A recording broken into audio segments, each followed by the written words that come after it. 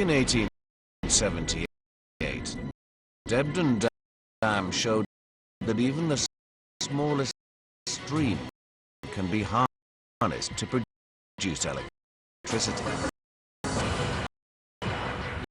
But to generate power on a larger scale, engineers had to wrestle with bigger rivers.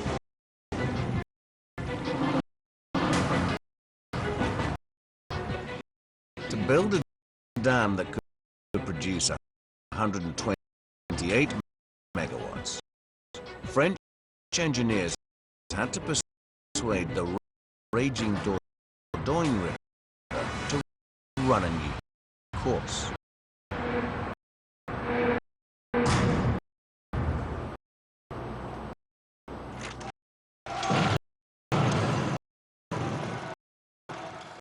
France in 1914.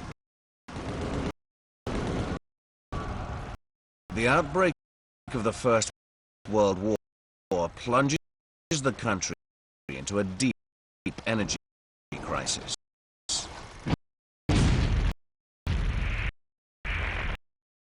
With their coal fields occupied by the Germans, the French are forced to import coal from abroad to feed their power plants and keep the country going.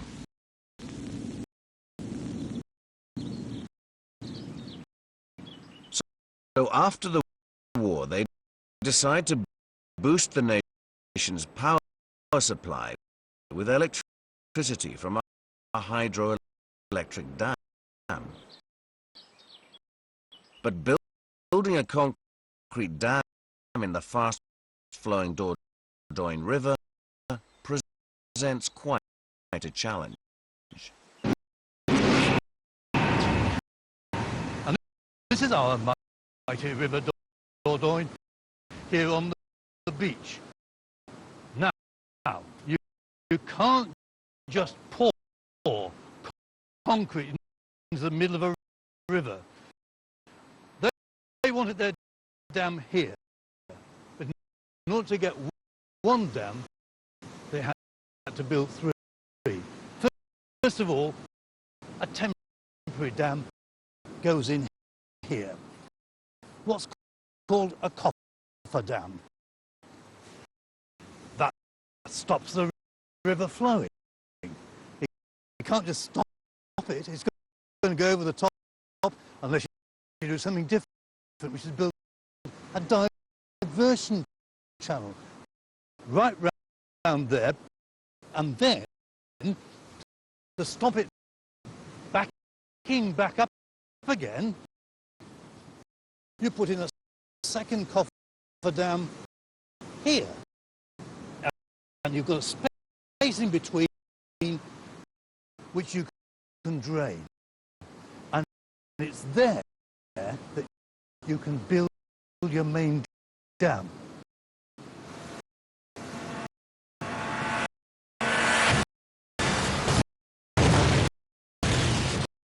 At the Dordogne, engineers blast 2 tunnels through the rock to carry the diverted river.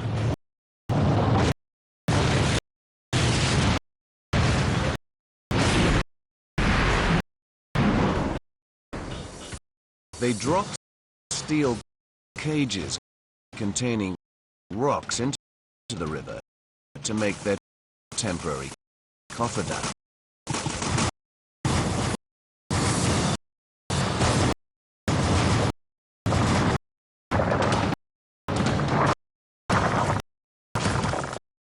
Then they strengthen it with concrete.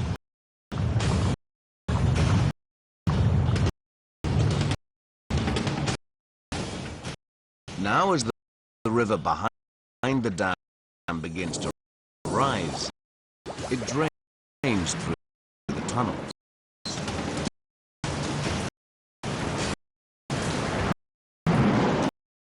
To stop this water from backing up, the engineers build a second coffer dam.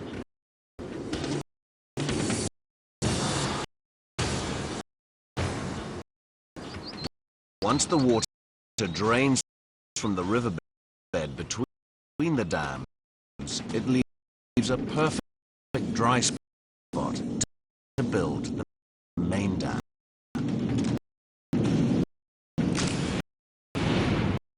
Fortunately for the engineers, they discovered when they emptied the central part that actually the riverbed was solid rock.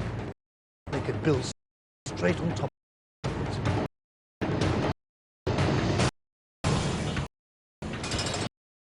Layer by layer, the giant concrete structure rises 30 stories up from the riverbed.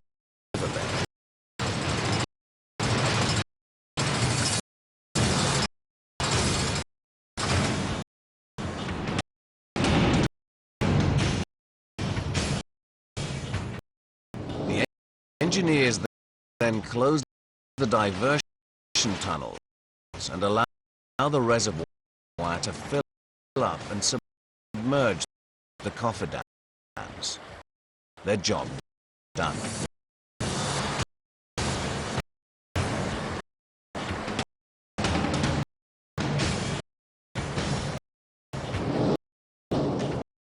Finally, they can open the gates to the turbines and start producing electricity.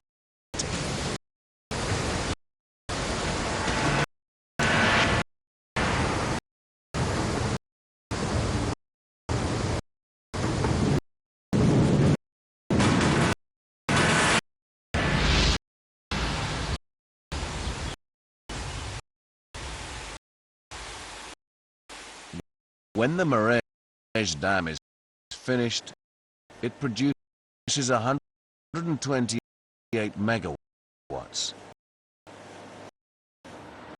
Enough to help power a train line to Orléans and supply the city of Paris, 400 kilometers away, with electricity.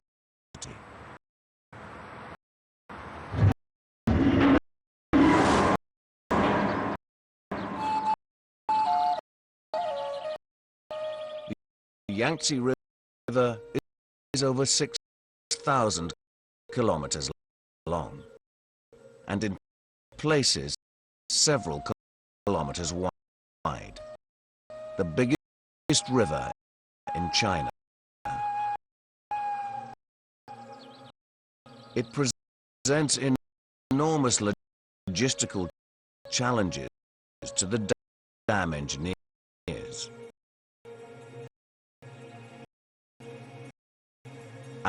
As the Yangtze rises behind the Three Gorges Dam, it will flood over 150,000 acres of land along its banks.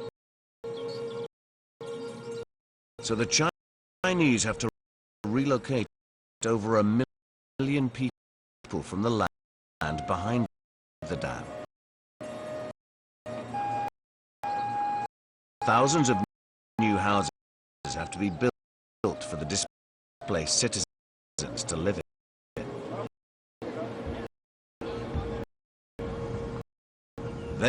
Then the engineers can begin to dam the river.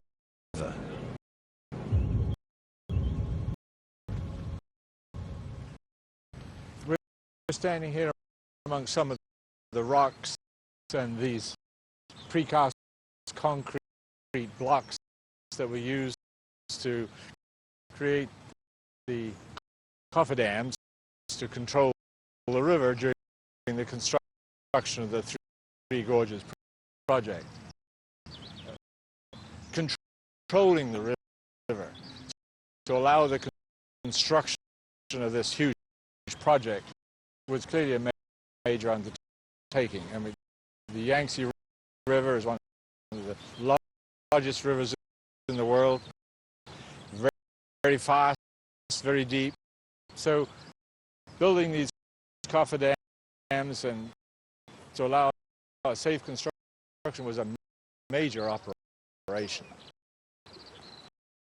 The Chinese claimed that this was the largest, the most difficult diversion ever undertaken for a hydroelectric project. And you look at the scale of it, they were absolutely right. This was huge.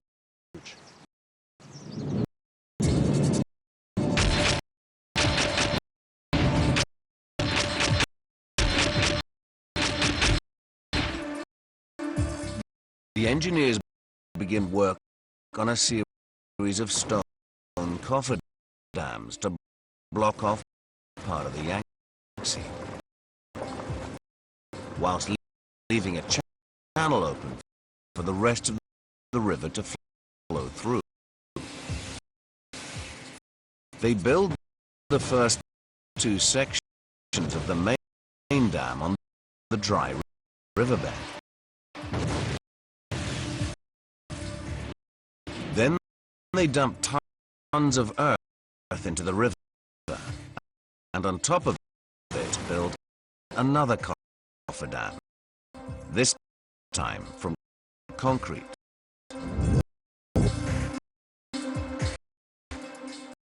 With the river held in check behind it, they can finally build the last section of the dam.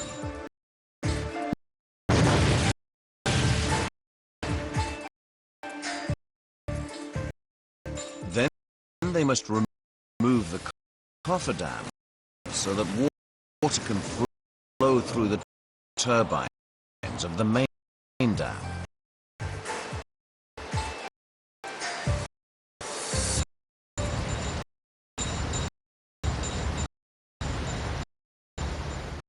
Having built such substantial cofferdam structures, it's a major challenge how to remove these things.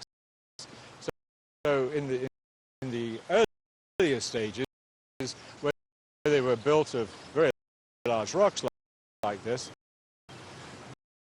then that could be handled with big excavator equipment, relatively conventional. But in the final stage, where they had a solid concrete wall to remove, this required some serious innovation.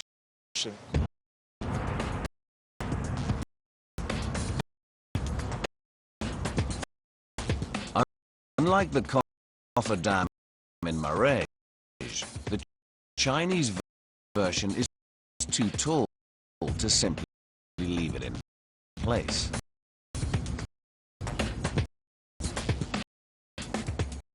So the Chinese engineers built it, leaving holes for explosive charges.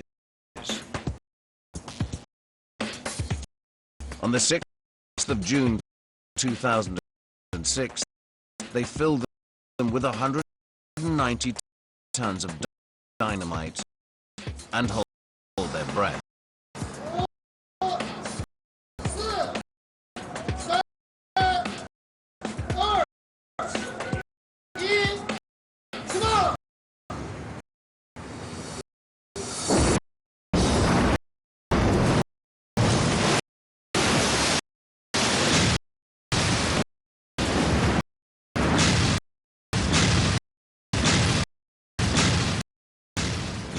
What has taken months to build takes only seconds to destroy. As the cofferdam crumbles, it unleashes the water stored behind it.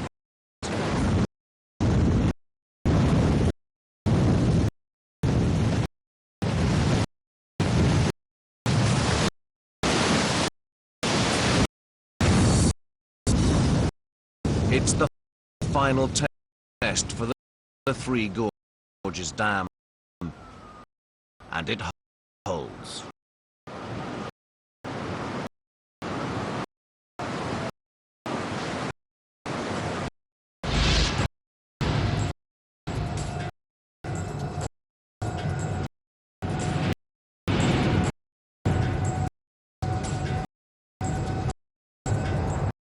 Back in 1935, the Marais Dam proved that engineers could divert rivers to build powerful dams.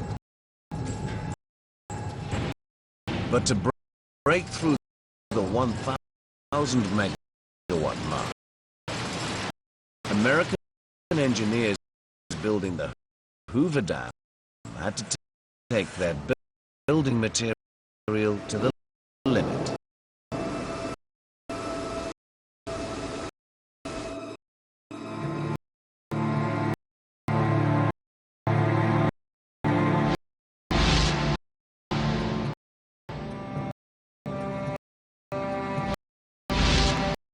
In the 1930s, the USA decided to tackle one of their big economic problems. The cities in the western United States can't grow because they lack both water and power.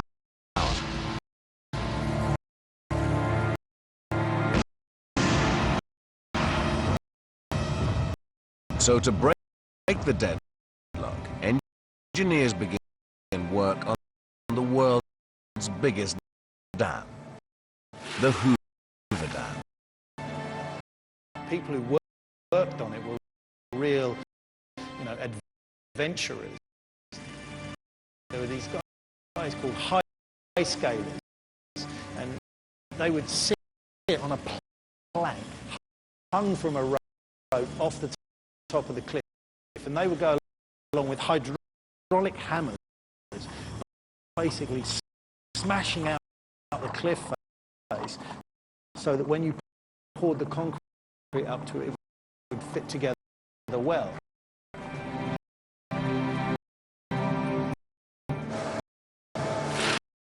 They poured more concrete on this dam than on any other construction project before it.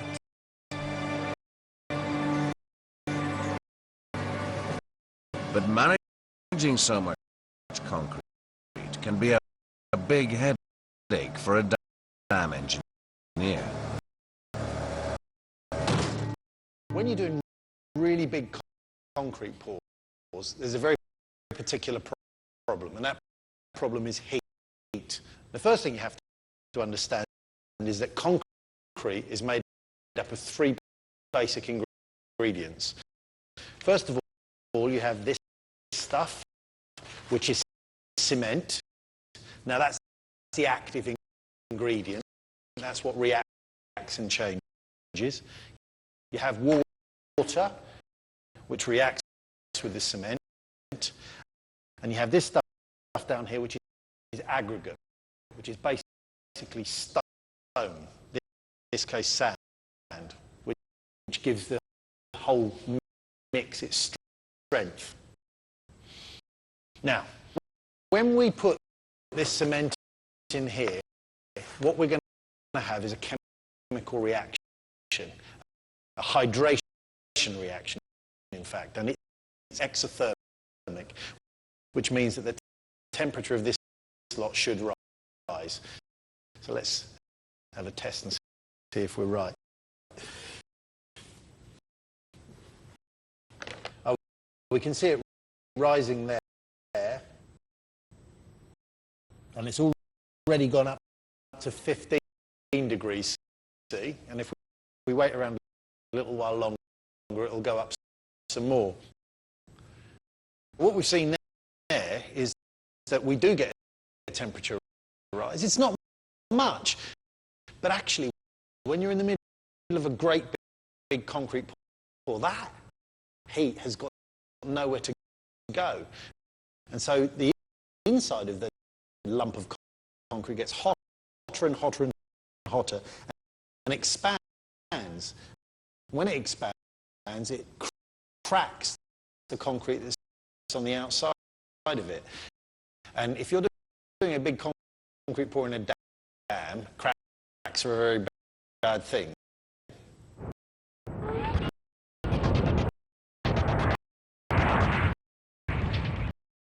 If the concrete of the Hoover Dam is poured in one go, the concrete on the outside will cool and harden first, while in the core of the dam, the concrete stays hot and tries to expand.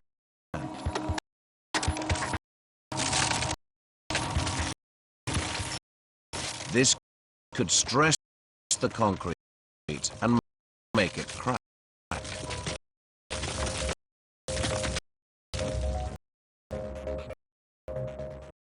So the engineers cast the concrete for the Hoover Dam in small individual blocks.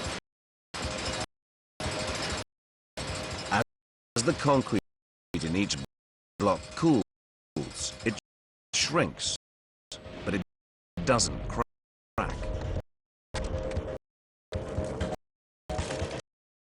The contraction leaves small gaps between the blocks, which engineers must fill with cement.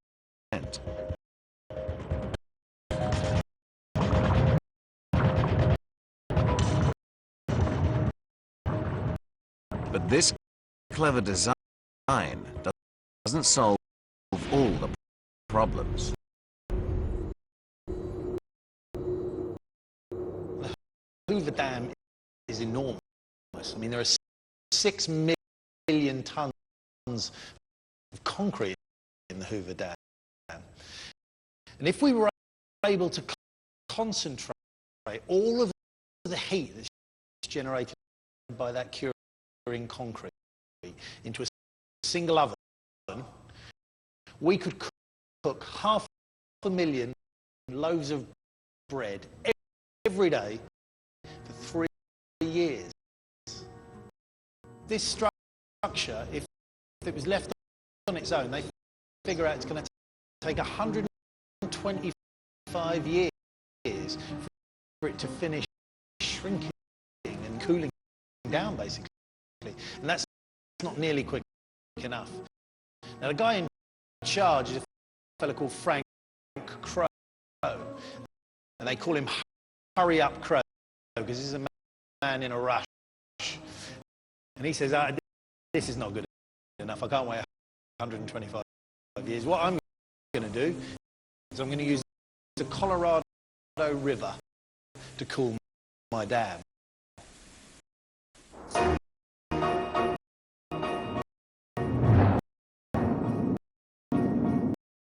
Crow embeds over 950 kilometers of steel water pipes into the concrete of the Hoover Dam.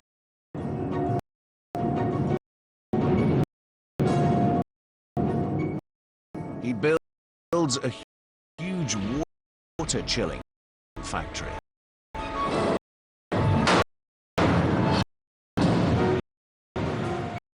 Here he cools river water down to 4 degrees and then shoots it through the pipes into the hot concrete.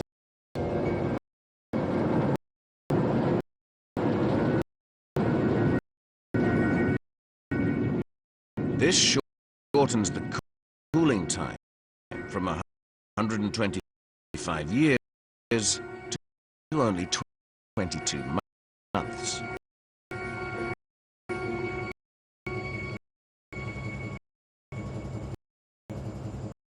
Now, this works at Tree.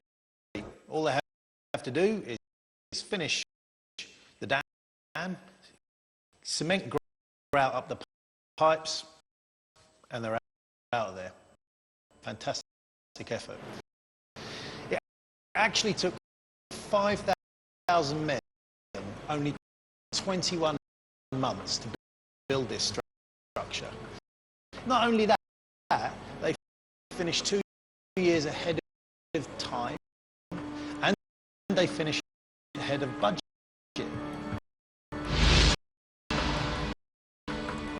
The Hoover Dam stores 35 billion cubic meters of water, and at the time generates more power than any other dam in the world.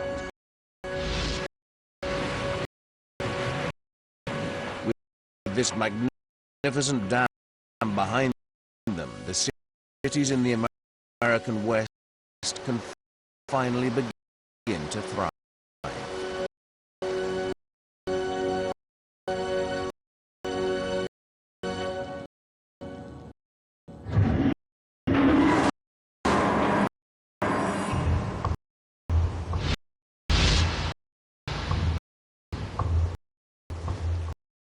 The Three Gorges Dam takes concrete construction to new heights. You look at it, you can just picture the thickness of the concrete at the base of the dam, the height of it, 180 meters, and it's 2 kilometers long. So it's a colossal amount of concrete.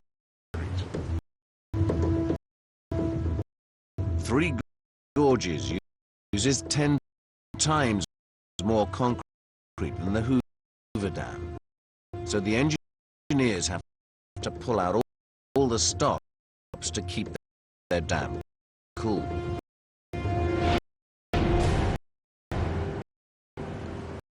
They basically used everything in the book.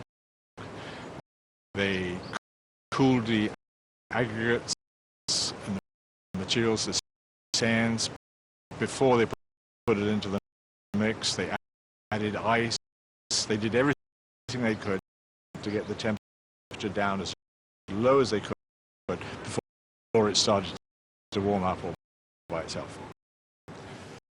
And here, because of the issue of some of the summer weather being especially hot, July and August, they actually went so far as to use a fog spray system to blow effectively a fog blanket over the top of the dam, with the objective of blocking the solar radiation from piling down into the concrete and adding to the heat that was being generated on the inside.